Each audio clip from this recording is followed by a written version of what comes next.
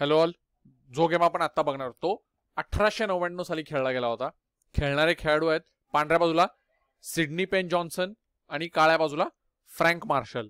तर 1899 म्हणजे हा चेसच्या ॲग्रेसिव्ह एरामधला गेम आहे आणि हा एक मिनिएचर गेम आहे.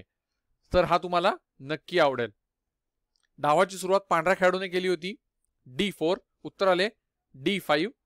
हे क्वीन्स पॉन ओपनिंग C4 आणि ही ओपनिंग आता खूप फेमस आहे. एक वेब सिरीज या नावाने आहे जी तुम्हाला डेफिनेटली कळली असेल.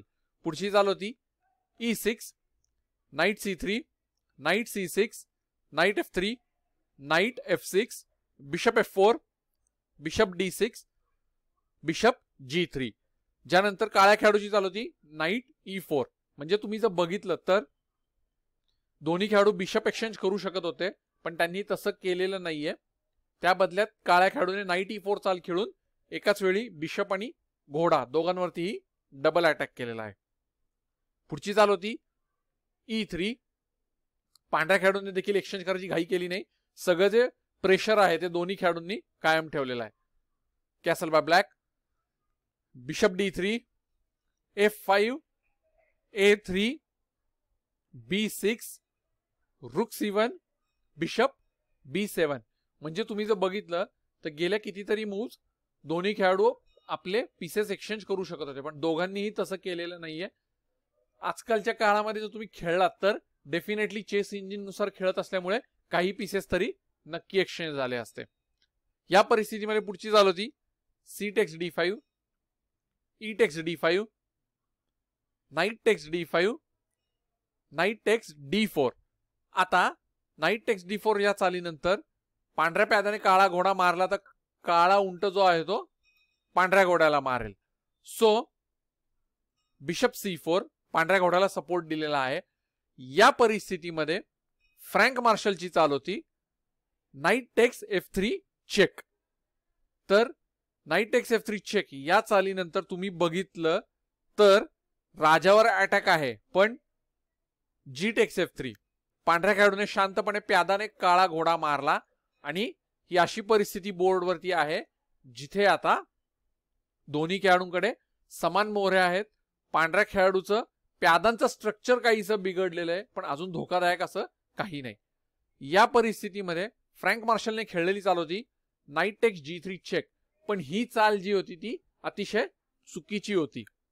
आणि ही चाल चुकीची का होती किंवा हा ब्लंडर का झाला हे तुम्हाला पुढच्या चाली बघून लक्षात येईल.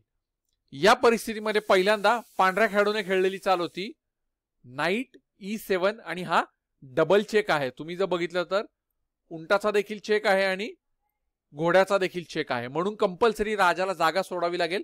King H8. आता किंग H8 ही चाल खेळल्यानंतर पुढची चाल होती नाईट G6 चेक. पांढरा खेळाडू आपला घोडा जो आहे तो सॅक्रिफाईस करायला तयार झालाय. तो एक्सेप्ट करण्यापलीकडे काळ्या खेळाडूला ऑप्शनच नाहीये म्हणून H takes G6.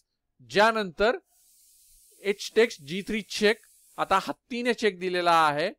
राजा कुठेही जाऊ शकत नाही. पांढरा स्क्वेअर बिशपने कव्हर केलाय म्हणून कंपल्सरी क्वीन H4.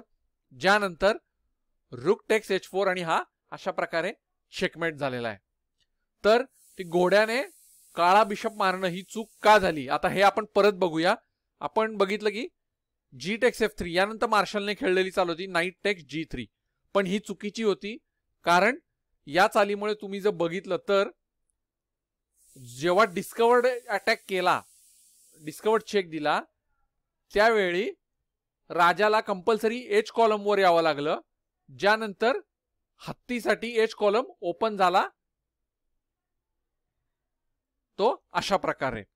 जर याऐवजी G takes F3 नंतर लेट्स से काळा घोडा जो आहे तो मागे घेतला असता तर या परिस्थितीमध्ये फार तर फार पीसेस एक्सचेंज झाले असते पण हा अशा प्रकारचा चेकमेट आपल्याला बघायला मिळाला नसता. कारण तुम्ही जर बघितलं तर घोडा मागे घेतल्यामुळे आता पांढरी प्यादी देखील H कॉलम सोडू शकत नाहीत. जरी पुन्हा डिस्कवर्ड चेक दिलाच तरीही आता राजा आत जाऊ शकतो. ज्यानंतर अटॅक जरी केला तरीही हे असं व्हेरिएशन बघायला मिळेल जिथे पीसेस एक्सचेंज झालेत पण एज कॉलम जो आहे तो ओपन नाहीये. पांढरा खेळाडू उलट पीसेस कमी झाल्यामुळे जास्त अडचणीत सापडू शकतो. ही परिस्थिती जी आहे ती काळ्या खेळाडूसाठी थोडीशी फेवर मधली आहे. अगदीच काही चेक दिला तरी घोडामध्ये घेऊ शकतो, हत्तीमध्ये घेऊ शकतो, किंवा गरज पडली तर काळा घोडा जो आहे तो H7 घरावर जाऊ शकतो, पण लगेच चेकमेट काही होणार नाही. म्हणजेच जी टेक्स F3 यानंतर काळा घोडा खरे तर मागं घ्यायला हवा होता, पण मार्शलची चूक झाली. त्याने नाईट टेक्स G3 ही चाल खेळली आणि हा मोठा ब्लंडर झाला होता. अर्थात 1899 म्हणजे फ्रँक मार्शल अजूनही पूर्णपणे फॉर्म मध्ये त्यावेळी आला नव्हता. तो खऱ्या अर्थाने फॉर्म मध्ये आला तो 1908 साली, ज्यावेळी त्याने US चॅम्पियनशिप जिंकली. आणि हे शेवटी चेस आहे, भल्या भल्या खेळाडूंकडून भल्या भल्या चुका होतात. तेव्हा अशा वेळी नाईट टेक्स G3 या अशासारखी चूक होणं काही फार विशेष किंवा फार वेगळं खरंच काही नाही. पण हा मिनिएचर गेम होता जो केवळ 18 चाली चालला आणि अशा प्रकारे पांढऱ्या खेळाडूने विजय मिळवलेला आहे. तर आय होप की तुम्हाला हा गेम आवडला असेल तर जरूर शेअर करा. मी अजूनही चांगले चांगले गेम्स घेऊन परत येईन. धन्यवाद.